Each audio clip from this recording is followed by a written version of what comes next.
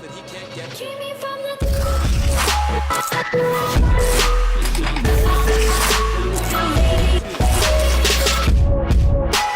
Yo, what's going on, guys? We're playing some MLB The Show 17 today, and we're going to be doing a kind of like a team build, player building. The events are coming up very soon. Actually, today sometime, the events will be out after this video. If you guys don't know what I'm talking about, the events where you need to have team requirements, the event that starts April 4th today, you need to have all bronze and common players and then under a 79 overall team. So we're going to do pitching.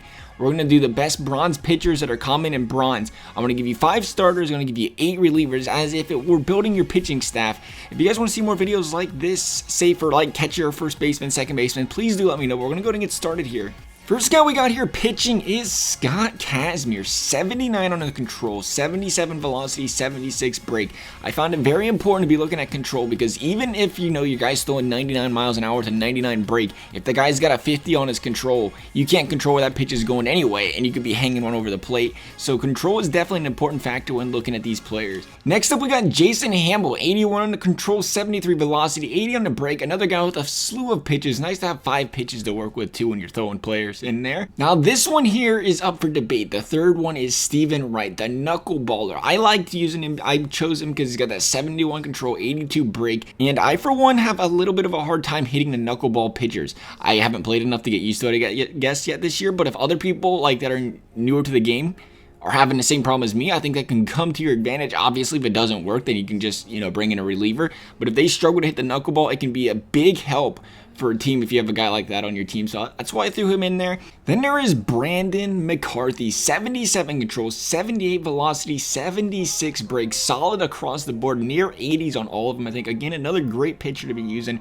4 pitches to choose from. And then finally, the top off the rotation is Patrick Corbett. Now he's got a lower on the control, only a 70, and only a 72 on the velocity, but he's got a 90 on the break. That's why I threw him in there. He's got a good break on his pitches, 4 pitches to choose from. Once again, as a number 5 starter, not too bad, right? Then moving on to the bullpen, where's a better place to start than with my Reds? Drew Storen, 90 or 89 break, 87 velocity, and 77 control. You're going to find that these bullpen guys have some really disgusting stats. They just have no stamina. But when you're playing 3-inning games, stamina doesn't mean anything because, your starting pitchers are going to go an inning and a third, and your bullpen guys, the same case, are going to go an inning at a time. Then we got Jeremy Jeffress for those velocity gurus, 99 velocity, 91 break, and a 70 on control. Again, the control's a little bit lower, but he's got that nasty fastball, and he's got a really good break on his pitches, so I threw him in there. Then there's Tommy Hunter, a guy with a little bit more control of his pitches, a 78, 92 velocity, and 75 break. Again, a guy that's throwing pretty good and has 4 pitches to choose from. I always find it important in a reliever and anybody to have more pitches to choose from when throwing.